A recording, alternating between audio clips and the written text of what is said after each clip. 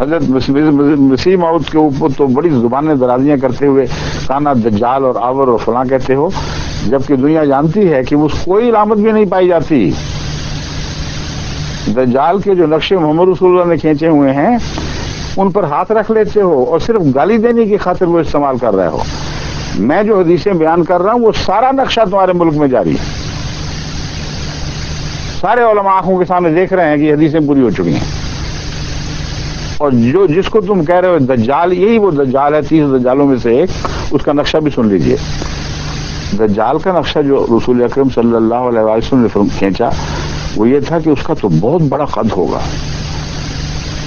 اور وہ کانا ہوگا اور اس کا سر آسمان سے باتیں کرے گا، بادلوں سے اوپر ہوگا، اور وہ ایسا طاقتور ہوگا کہ تمام دنیا پر فتح یاب ہو جائے گا،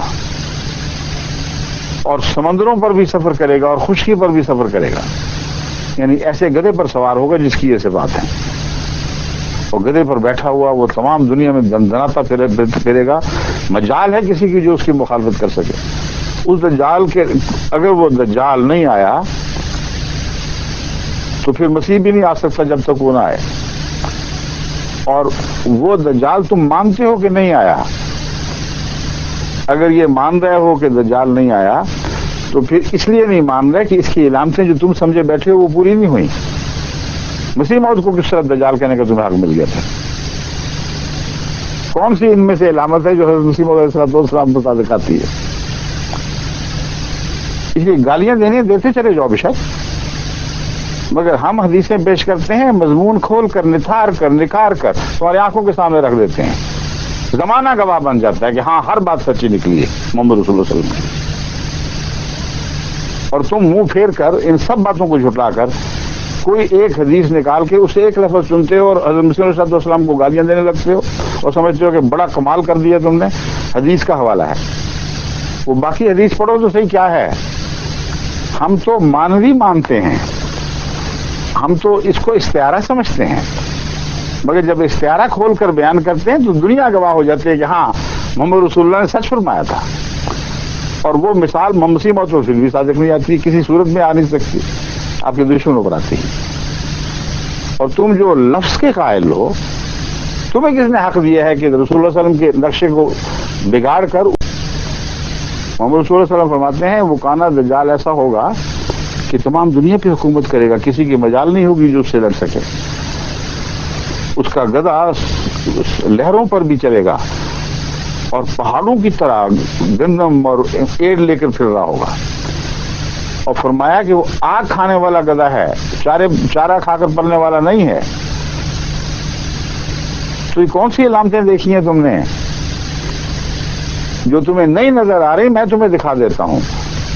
وہ نئے زمانے کی ایجادات ہیں، اور آور دجال سے مراد عیسائی پادری ہیں، عیسائی قومیں ہیں جنہوں نے اسلام کی مخالفت میں حد کر دی، اور ان کی سواریوں کی طرف مسیح موعود علیہ السلام نے اشارہ فرمایا تھا۔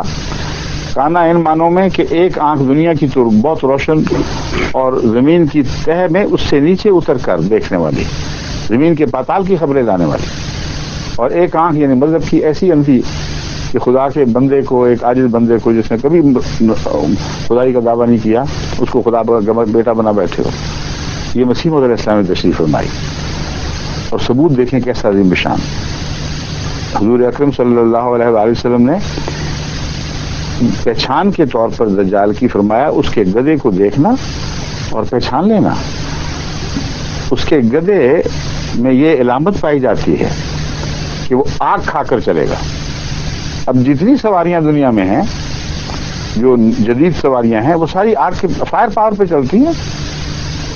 محمد رسول اللہ کے زمانے میں کوئی تصور بھی نہیں کر سکتا تھا کہ ایسی سواری کے متعلق سوچ سکے جو آگ کھاتی ہو۔ بس اتنا کھلا نشان یہ بتانے کے لیے کہ یہ کلام مجازی ہے۔ گدھا جب ہم کہتے ہیں تو اس کی پہچان ہم تمہیں بتا دیتے ہیں، جب پہچان ظاہر ہوگی تو تمہیں پتہ چل جائے گا کہ گدھے سے کیا مراد ہے۔ یعنی ایک لفظ مجازی آتا ہے، اس کی تشریح ایسی حقیقی فرما دی کہ جب وہ ظاہر ہو تو مجاز پہچانا جائے۔ یہ طرز بیان ہے محمد رسول اللہ صلی اللہ علیہ وسلم کا۔ اب میں بتاتا ہوں، دیکھ لیجئے.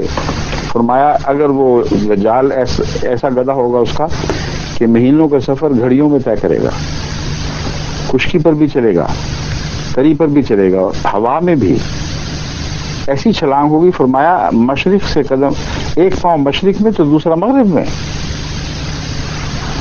اب بتائیے، ہوائی جہاز جب اٹھتا ہے مشرقی ملک سے کسی میں اور مغربی ملک میں جا کے لینڈ کرتا ہے، یا مشرق کے بعید سے اٹھ کر مشرق کے قریب میں جا کے لینڈ کرتا ہے، تو ہر لمحہ اس ہوائی جہاز کا گواہ ہوتا ہے کہ حضرت اقدس محمد مصطفیٰ صلی اللہ علیہ وسلم خدا کے سچے اور پاک رسول تھے، اور اللہ نے بڑی شان اور بڑی صفائی کے ساتھ آپ کو آخری زمانے کی خبریں بتا دی تھیں.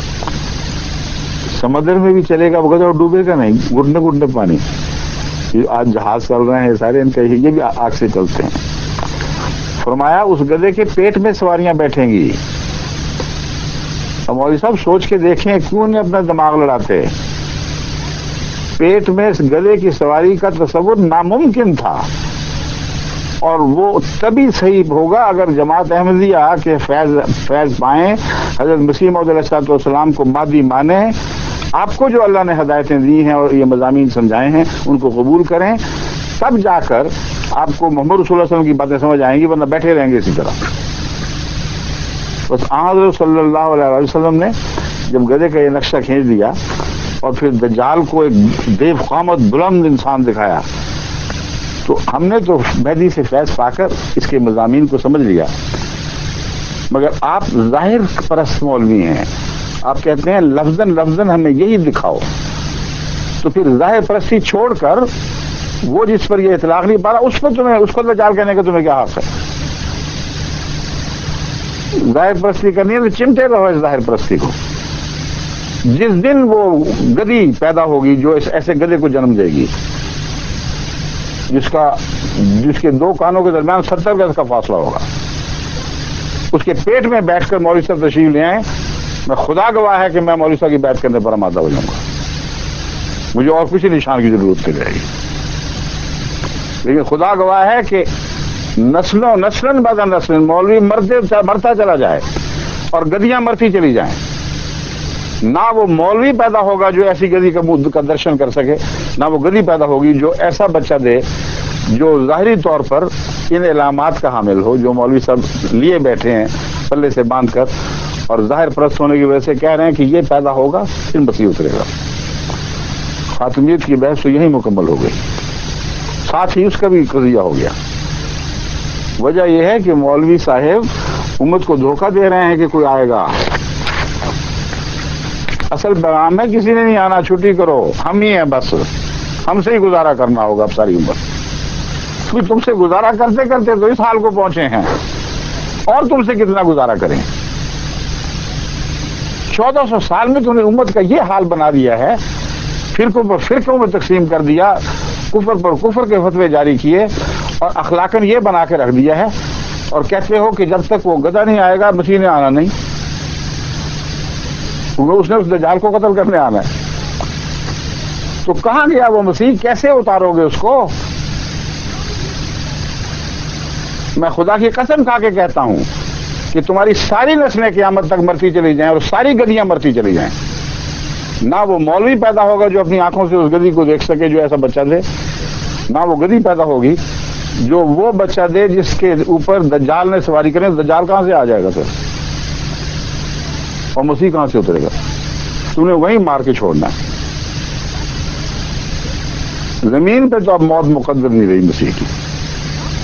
وہ کمبخت گدی تو پیدا ہو جائے، اس کے بغیر کس طرح مسیح اترے گا؟ کیا محمد رسول اللہ علیہ وسلم کی پیشگوئیوں کو جھٹلا کے اترے گا؟ تمہاری بات مان کے اترے گا؟ تمہاری مسیح کی جوتیوں کی بھی پرواہ تم نہیں ہے تمہاری.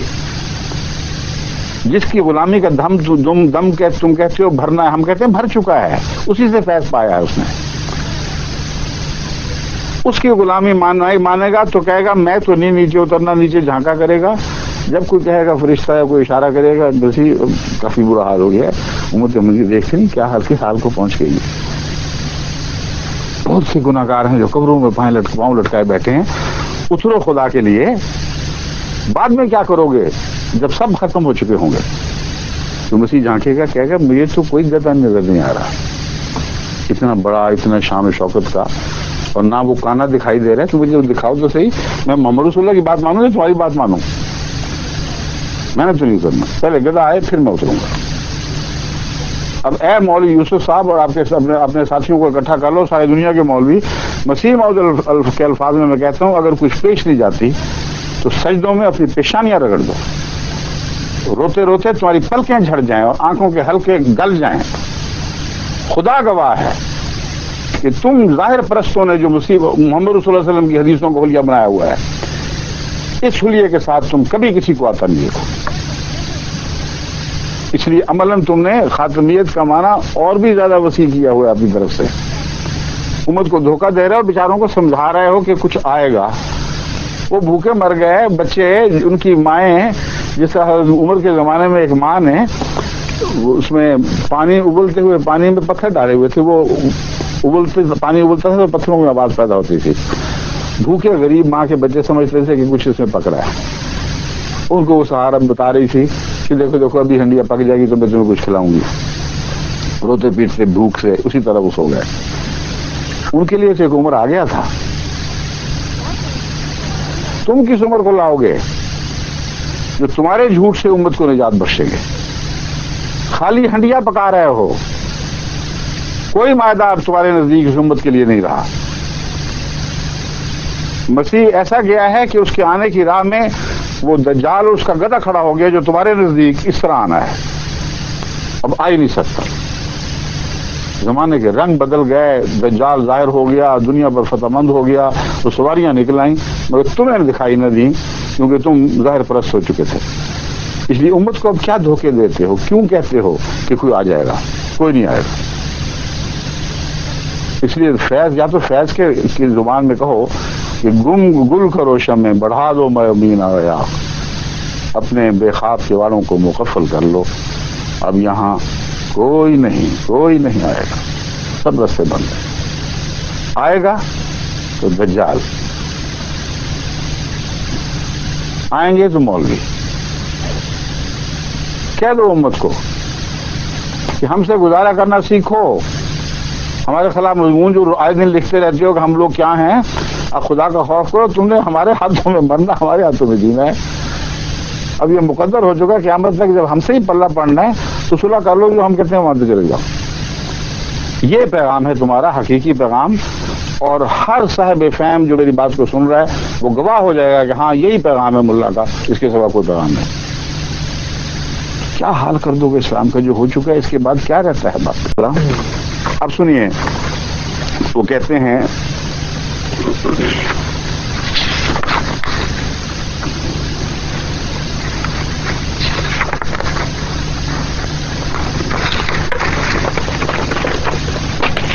لینا ذرا یہ پتہ